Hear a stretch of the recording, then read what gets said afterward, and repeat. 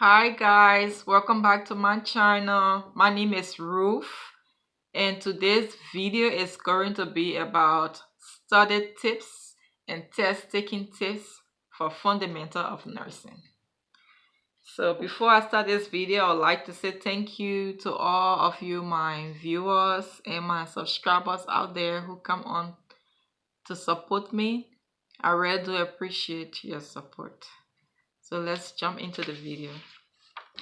I'm going to be using my notes as usual just to keep on track. So my first study tip is a study tip that I didn't do so well doing. But it's highly recommended, and I'm going to tell you what I did when it comes to that. So my first study tip is reading before class. So like I said, I didn't do so well with that, because like at the beginning of the semester I was able to read my chapters before going to class. But when you get at some point in the semester, we have, at least for our school, we had exams every Tuesday, and the same day was our lecture. So I found that reading right before class, like for a material that I'm not going to be tested on, after I had studied for a material that I was going to be tested on, I had some fear of not confusing myself with the material. So the day before my test, I will not really read any other material than focusing on my test material. And also there was a lot of information to cover reading before class.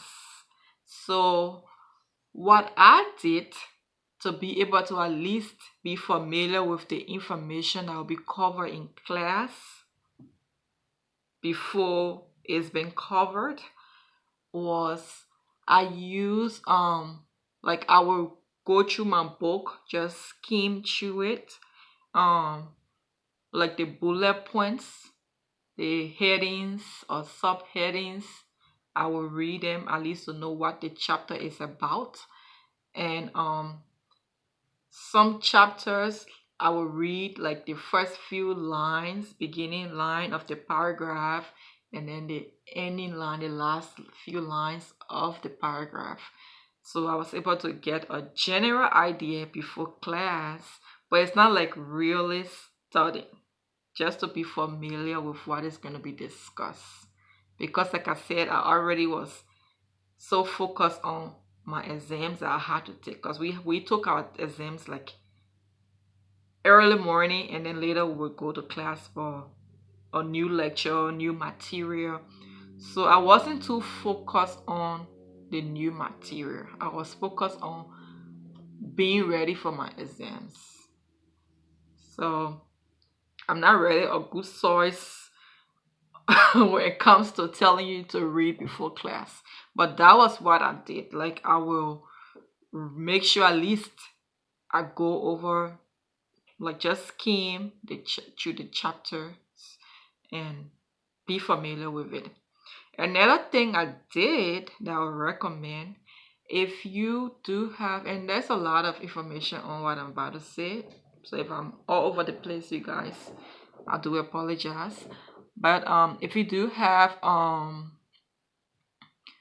like the ebook or ebook version of whatever book you're using, there are audio you can listen to as well.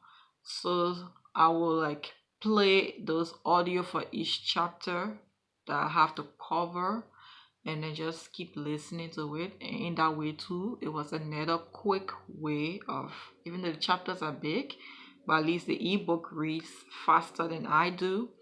So I was able to at least hear what the chapter was about. So that's something you could use as well. And also when it comes to those online, you can use online materials as well. Like I made mention of, if you have like the electronic version of your book, sometimes when you buy the book hard copy, especially if it is a new book. It might have a code in it. You can scratch that code, go to the producer website, and you put in that code and you can have access to it. And on those electronic version of your book, some books, not all, do have, I think all books will have some kind of resource for you. But my book that I was using this semester had a resource for like question and answer. Like in the book, at the end of each discussion, it will have questions, but the book does not have the answer for it. But on that e-book, there is a question answer section. It's one of your resources you have available to you.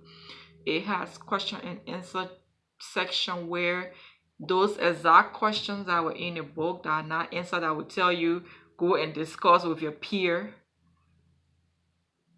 Which was funny. Sometimes I would tell one of my classmates that I hang out with a lot, I was like, well, my peer does not know it and I don't know it. So because they would tell you discuss it with your peers, like that, which is great. But we probably felt that we didn't know anything anyway. But that question and answer resource gives you at least an idea on what the answer is, even though they will still tell you there could be different. Nursing, they don't give you definite answer, honestly. So they always want you to use your critical thinking as a nurse. So they want to also develop that. That's why I think they did not give answer to those questions in the book. But there were some questions there that were direct. You can find answer to in the book. But those were like, I think those were like important concept they wanted you to learn. That's why they had those questions there. So use your resources, your online resources. And also some, like our book did not have a podcast, but there are some books that do come with podcasts, and I think it's almost like the question and answer stuff I was telling you about. It's not like question and answer, but when I say almost like it focuses on the most important concepts. It discusses it. So if you ever have a book or online book, look on the resources and check for podcast. Did I pronounce that right? I hope I did. So podcast is very good. Like I said, my book did not have it, but there was an older version of the book from another author that later in the semester someone from my class shared with me, and it was very resourceful to me. Like she was generous enough to give me her code, and I was able to like access it from my phone or from my computer, and I would just listen to it too. Like it summarizes the entire chapter. So but our book did not have it, did not have that feature. So dig into it. There were a lot of things I got to learn from other students, and other students learned some things from me. So use your class as a support system for you as well. Find someone that you think is approachable. You go and talk to them and just learn something from someone. It won't hurt. So reading before class is been covered. And another thing I would suggest that you guys do, and that I did, was recording your lecture. But funny, when I started first this semester, I went ahead and bought a recorder. But the recorder, it was okay, but it was kind of low. Like it had because I bought a big memory for it, chip for it. So memory wasn't the problem. But the volume was very low, and I don't know, probably because I sat in the middle of the class during the semester. I didn't get a front seat, sadly. But it's okay. It was fine. So I love to sit in the front, by the way. But I ended up somewhere in the middle, which was okay. So I didn't really, it wasn't clear. Like, even if I use, like, I'm driving and I use my auxiliary call in my car, it still was very low. So at some point I was like, you know what, this is waste of my money. And I took back that recorder because it wasn't serving its purpose. And I ended up using my phone to do recordings. So my phone was better. I'll record lectures during class and then listen to it on my way home, or when I'm cooking or doing something, or even when I'm just out doing nothing. I just put my earpiece on and listen to my recordings. So those are study tips that you could use. So I've talked about ebook. I have my notes here, so I'm checking things. I want to make sure I cover as much as I can. And also, another thing you could do is take notes in class. But sometimes you may not be able to take, the instructor might be really fast. So you may not be able to take accurate notes. That's where recording comes in handy. Then you also want to use your PowerPoint. The PowerPoint that if your school provides PowerPoint, use it to guide your study. Because most times what they have, topics they have covered in the PowerPoint are what they want you to focus on. So focus on those. When you're done studying those PowerPoint stuff in your book, if you have enough time on your hand to read the other stuff, you can read it just to educate yourself. But for the most part, for my school, like if they give you PowerPoint, most of the material come from those topics that they put in the PowerPoint. Do not just study from the PowerPoint. Look at the topics, skim through the PowerPoint, go to your book and cover it in depth. That's my suggestion. And then one more thing that you really have to do is doing practice question. I can't stress that enough, you guys. Like, I don't care how you study the book, you think you know the material.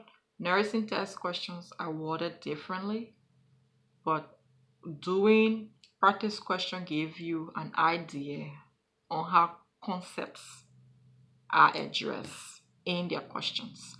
So it will not be the same question that will come on your test, but at least the same subject matter, you have seen how another author or someone else address it. So if it causes you to go on, I don't know, Google, or what is the name of this thing? Quizlet. Go on Quizlet.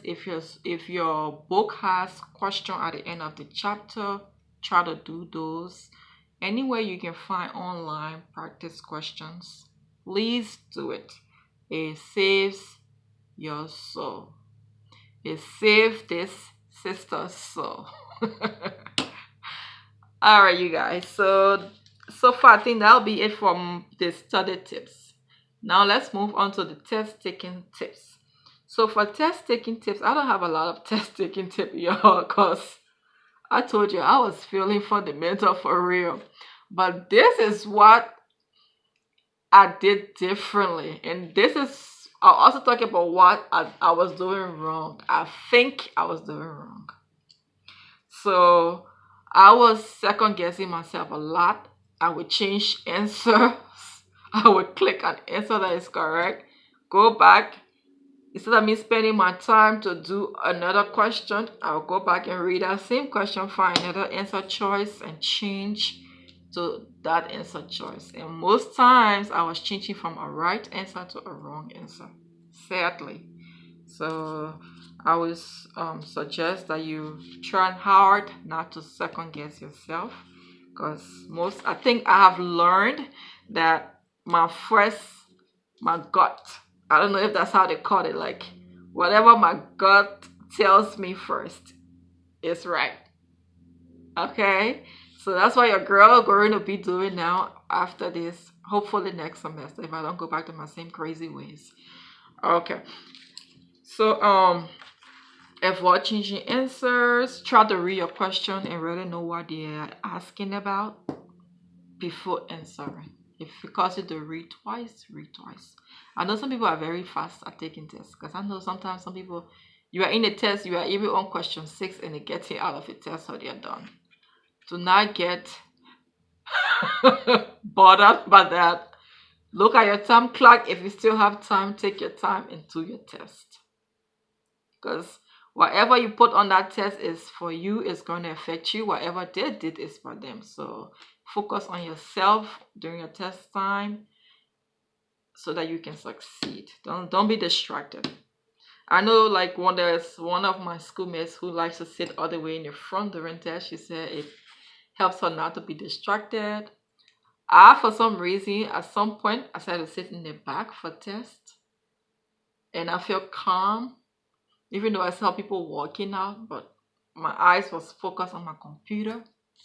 But do whatever works for you. This is just a suggestion video. All right. Let me see. So as a recap, pretty much, I think I've covered everything.